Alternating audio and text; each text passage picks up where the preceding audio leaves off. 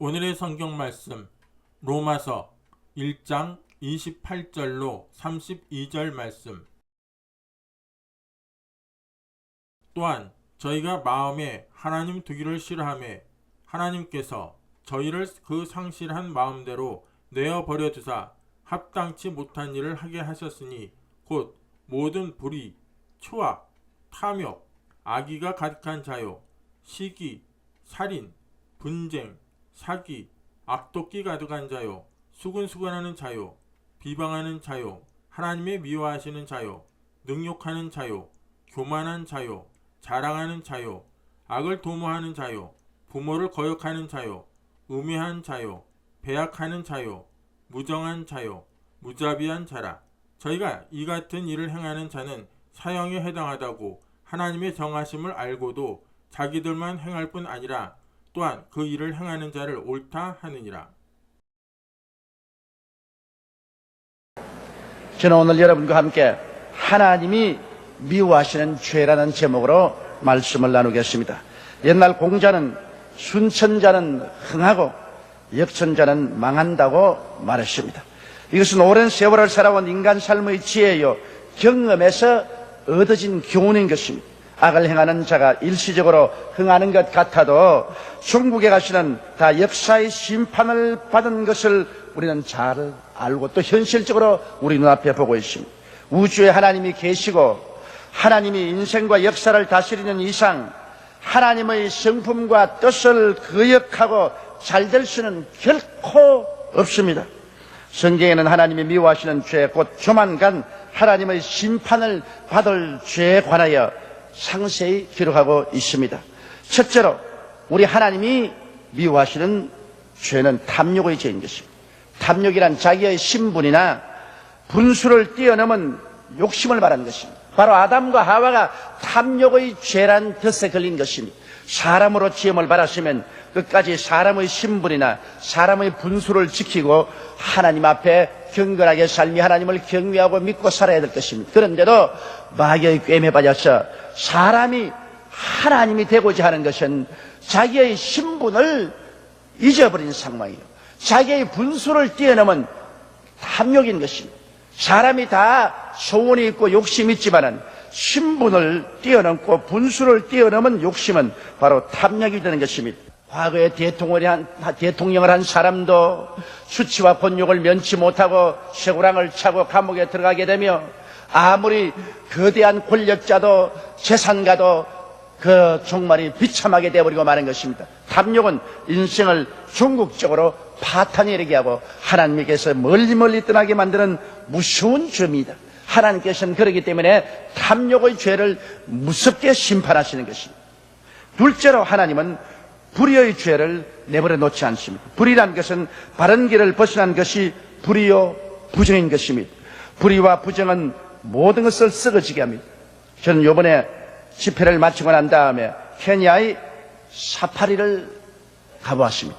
사파리라는 것은 넓은 광야에 동물들이 그대로 놀고 있는 곳입니다. 간이 사자들도 그대로 코끼리, 기린, 타조 할 것 없이 수많은 동물들이 평지에서 살고 있습니다. 그런데 케냐의 수도 나이로비에서 사파리까지 가는데 시간이 한 8시간 차를 타고 가야 되는 것입니다. 그런데 그 고속도로를 7년에 걸쳐서 건설했는데 그 아스팔트가 바둑판처럼 떨어져 있습니다. 자동차들이 그 고속도로를 피해가지고서 옆에 있는 흙길을 지나가는 것입니다. 세상에 아스팔트 길을 피해서 옆에 있는 흙길을 지나가는 자동차는 제가 남평생 처음 봤습니다. 얼마나 아스팔트가 더덕지같이 떨어졌던지 아스팔트 위로 가다가는 차가 뒤집힐 수밖에 없습니다. 그러면 7년 동안 공사를 해서 완성한 아스팔트가 불과 수년 만에 그렇게 떨어진 것은 국제적인 차관을 얻어서 아스팔트를 만들었는데 그곳에 도로 행정을 맡은 사람들이 다 떼먹었습니다. 장관이 떼먹고 도지사가 떼먹고 군수가 떼먹고 면장이 떼먹고 공사장이 떼먹고 그래서 아스팔트를 깔은 것이 종이장처럼 깔아놨어요. 세상에 이렇게 두껍게 깔아야 될 아스팔트가 종이 장같이 깔아놓으니 이것이 모두 다 떨어져서 더덕지가 않았습니다. 저는 그 고속도로를 피해서 옆길에 흙탕길을 달려가는 그 차에 앉아 있으면서 케냐의 앞날을 생각해 보았습니다. 케냐가 부정과 부패를 제하기 전에는 결코 희망이 없는 나라, 그 나라에 가는 운명이 바로 더덕지같이 떨어진 이 고속도로와 같다고 저는 생각했었습니다. 부정과 부패라는 것이 한 국민을 이와 같이 비참하게 만드는 것을 보았습니다. 불과 정부의 권력자 그리고 사업하는 사람 몇 사람만 치부하여 별을 불리고 대다수의 국민들이 그 먼지투성이에서 살도록 만들어놓은 것입니다.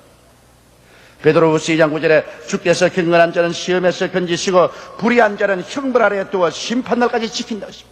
오늘날 여러분, 아프리카의 후진 국가들이 왜 후진이 된지 압니까? 그곳에 가보면 자원이 없어 그런 것도 아닙니다. 사람들이 게을러서 그런 것도 아닙니다. 정치인들과 소수의 경제인들이 부정과 부패로서 나라의 모든 자산을 독점하고 있습니다.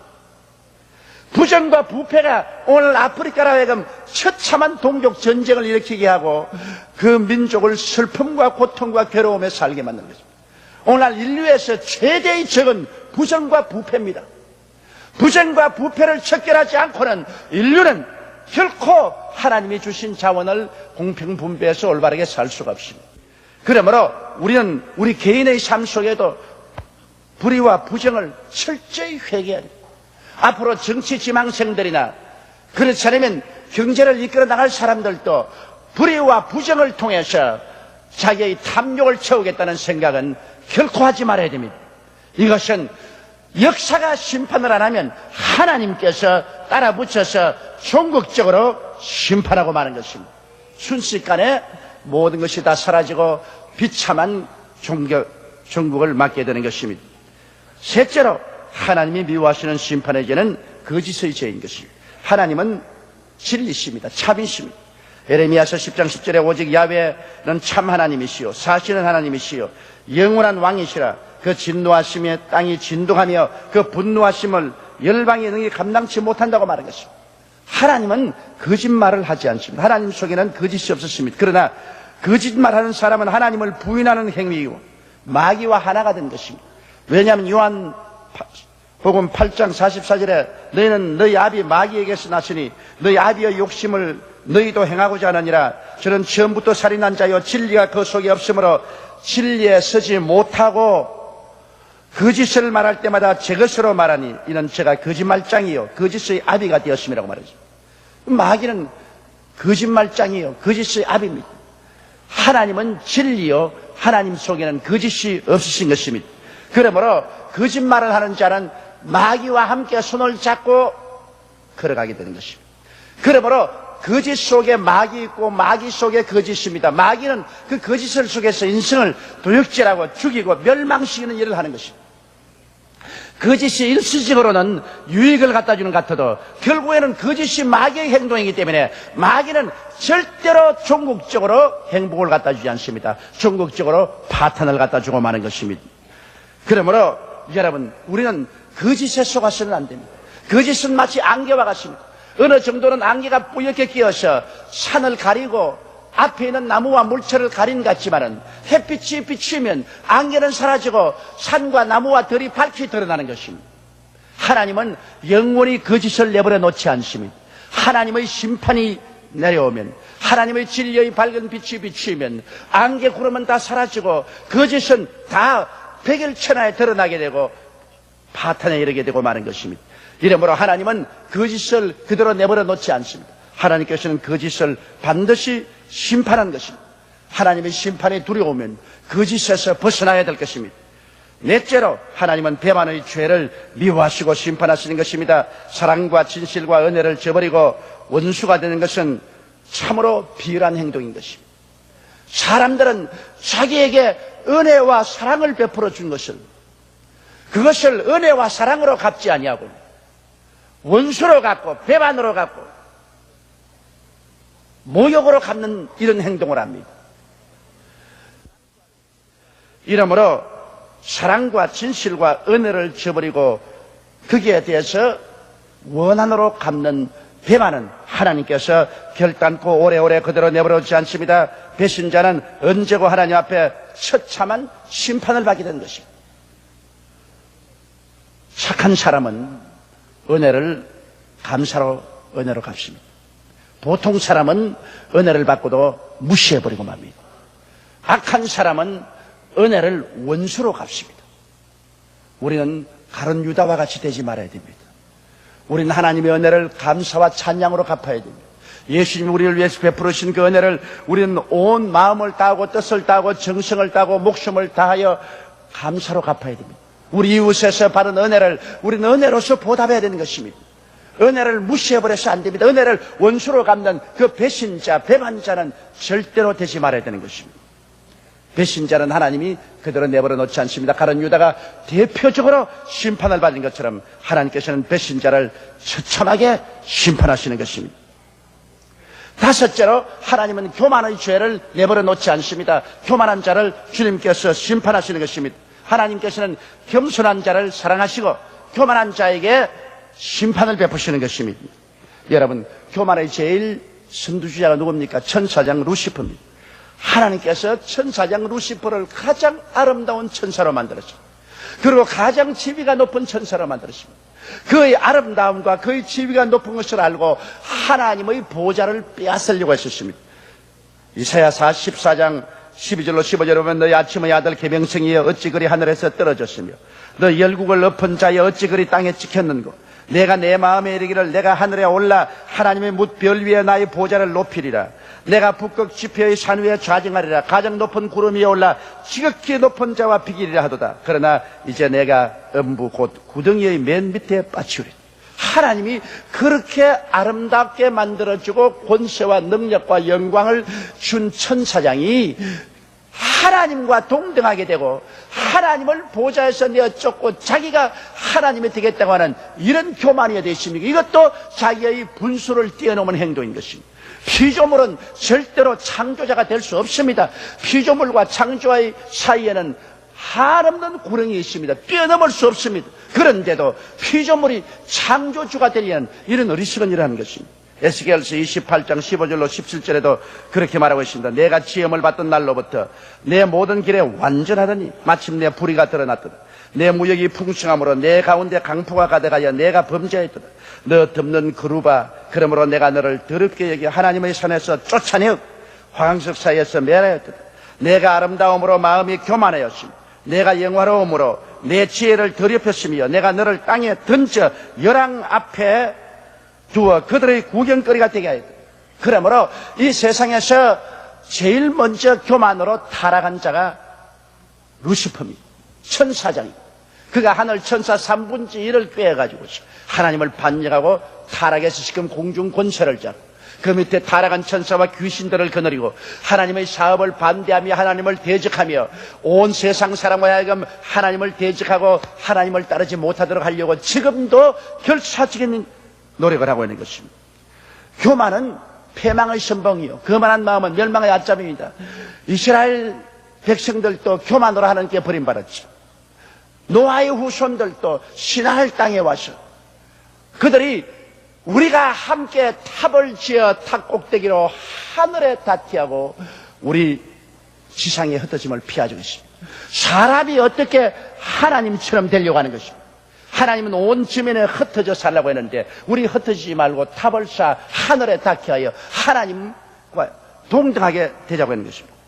그러나 이 바벨탑은 무너지고 말았습니다. 오늘날 교만한 개인이나 단체나 국가 속에는 벌써 바벨탑처럼 파멸의 씨앗을 심고 있는 것입니다. 자라는 것 같지만은 그 속에는 이미 파멸의 씨앗이 심겨 있고 때가 오면 하나님께서 그를 심판해버리고 마는 것입니다. 잠언서 16장 18절에 교만은 패망의 선봉이요 거만한 마음은 넘어짐의 앞잡이니라.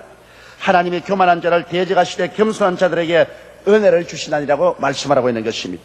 그러므로 우리는 항상 자기를 살펴서 자기를 분수 이상으로 높이고 인본주의에 서게 되고 하나님 앞에서 자기 스스로 잘난 체하는 이런 일이 절대로 없도록 해야 되는 것입니다. 우리는 항상 우리의 몸과 마음가짐을 겸손하게 낮추어서 언제나 자기의 모자람을 보고 애통하며 자기 스스로를 더 완전하게 만들기 위해서 노력하는 사람이 되어야지. 이만하면 되었다. 나밖에 없다. 내가 제일이다. 이렇게 자기를 내세우는 사람은 반드시 멸망하고 파탄에 처금합니다. 왜? 하나님께서 교만한 자를 물리치기 때문인 것입니다. 하나님께서 교만한 자를 심판하기 때문인 것입니다.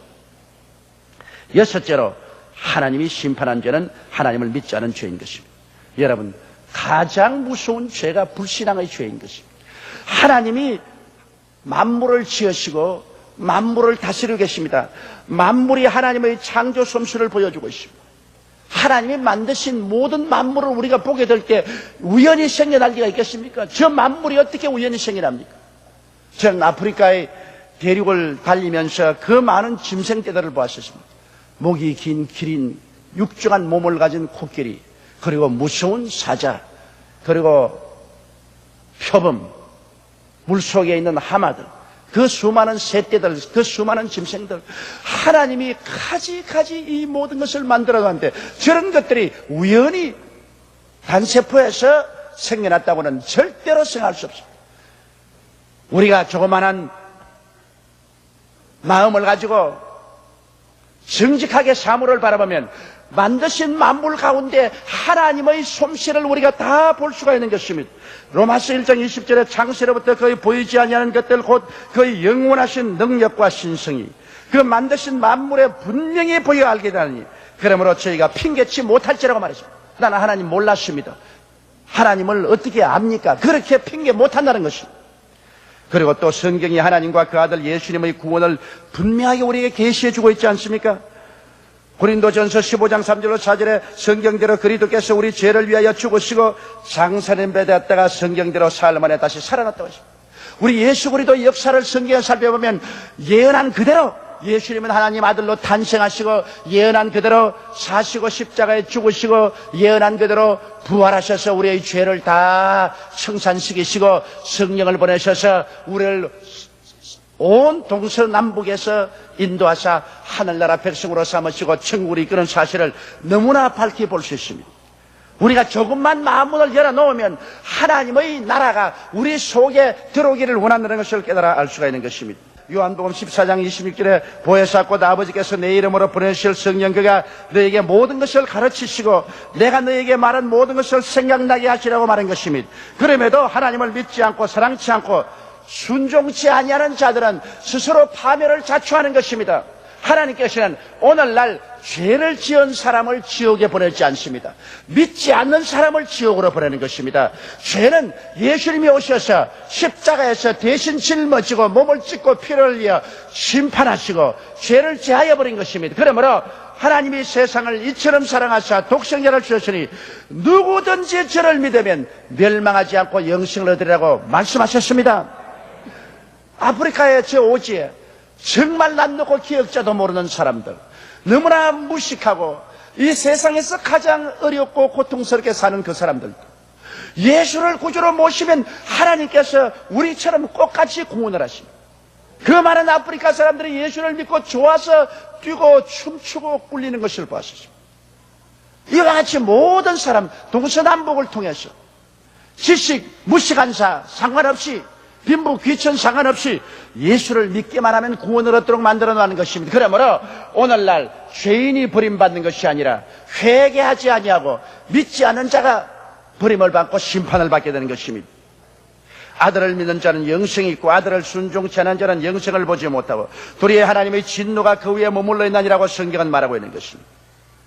그러므로 하나님께서 오늘날 가장 비참하게 종국적으로 심판할 자는 믿지 않는 자입니다. 그러므로 믿지 않는 자들과 두려워하는 자, 살인자들과 행음자들과 술객들과 우상숭배자들과 모든 거짓말하는 자들은 불과 유황으로 타는 못에 참여하리니 이가 둘째 사망이라고 말한 것입니다. 쉽게 생각하면 안 됩니다.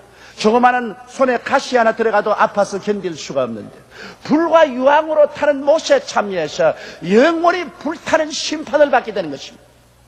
이것을 피하게 하려고 하나님께서는 그 아들을 보내사 십자가에 처참하게 우리의 죄를 심판한 사실을 잊지 말아야 합니다. 그 아들이라도 인간의 죄를 대신 걸머셨을 때는 하나님이 사정없이 심판하여서 그 아들이 견디지 못하여 하나님이여 하나님이여 어찌하여 나를 버리시나이까 몸부림치게 했는데 하물며 이 아들을 믿지 않고 하나님을 배반한 인간들을 심판할 때 하나님께서 곱게 심판하실 것이라고 생각할 수는 없는 것입니다. 오늘 우리 한국은 온통 하나님의 심판의 흔적을 보고 있습니다. 물론 대통령이 심판하고 법원이 심판한 것 같지만 그 배후에는 하나님의 진노가 내리고 있는 것입니다. 하나님의 심판이 임하고 있는 것입니다. 불의와 부정과 부패와 거짓에 대한 하나님의 진노와 심판이 우리의 역사상 우리 눈앞에 현실적으로 나타나고 있는 것을 우리가 보는 것입니다. 거기에는 하나님께서 과거의 대통령도, 과거의 정치인도, 과거의 권력자도, 과거의 돈 많은 자도 주님께서 상관없이 판단하고 계신 것입니다. 여러분, 그러므로 하나님의 심판을 우리가 등한히 여겨서는 안 됩니다. 하나님의 심판을 비웃어서는 안 됩니다. 우린 주 예수 그리스도를 모시고 하나님의 성령의 인도함을 따라서 의와 평강과 희락을 가지고 하나님이 우리를 인도하신 대로 의와 진리와 거룩함을 쫓아 일생을 살아야 됩니다.